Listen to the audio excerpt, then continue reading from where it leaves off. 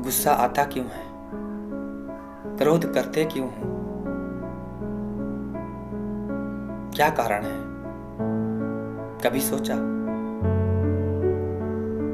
नाहक बिना सोचे विचारे, बिना चिंतन किए, बिना उसके दुष्परिणाम जाने बात बात पर गुस्सा हो जाते हैं। आखिर कारण क्या है, वजह क्या है जो बातें मुस्कुराकर कही जा सकती है,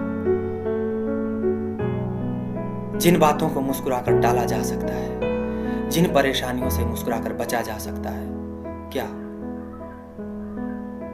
वहां क्रोध की आग में जलना जरूरी है? क्या इतनी आवश्यकता है उसकी?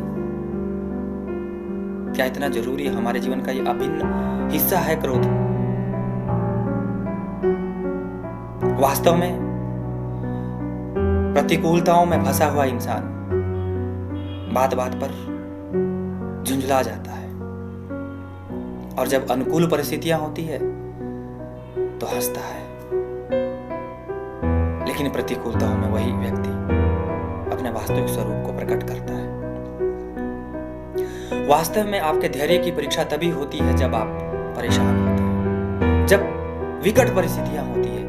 विपरीत परिस्थितियों में ही आपके धैर्य की परीक्षा होती है। जब परिस्थितियां अनुकूल हों, जब सब कुछ अच्छा हो रहा हो, आपके इच्छा अनुसार हो रहा हो, तो ऐसी स्थिति में आपके धैर्य की परीक्षा नहीं की जा सकती। आपके आंतरिक गुणों को समझा नहीं जा सकता। लेकिन विकट परिस्थितियों में, विकट से विकट परिस्थितियों में, ऐसी चिंताजनक भयावह परिस्थितियों में जब आपको धैर्य रखना चाहिए, शांत रहना चाहिए, उस वक्त अगर आप झुंझला गए, आक्रोशित हो गए, आग बबूला हो गए, प्रतिशोध की आग में जलने लगे, तो यकीन मानिए आपने अपने पुण्यों को नष्ट कर दिया। क्रोध करने का यह संस्कार भी जाने अनजाने आपके अंदर आ गया है। हमारे हर व्यवहार से हमारे सबकॉन्शियस माइंड में कुछ संस्कार हमारे अंकित हो जाते हैं, और फिर समय आने पर वो प्रकट होते हैं। तो क्या हम शांत रहकर समस्याओं का समाधान नहीं निकाल सकते? हमें समस्याओं का समाधान निकालना है। हमें समस्याओं का सबब नहीं बनना है।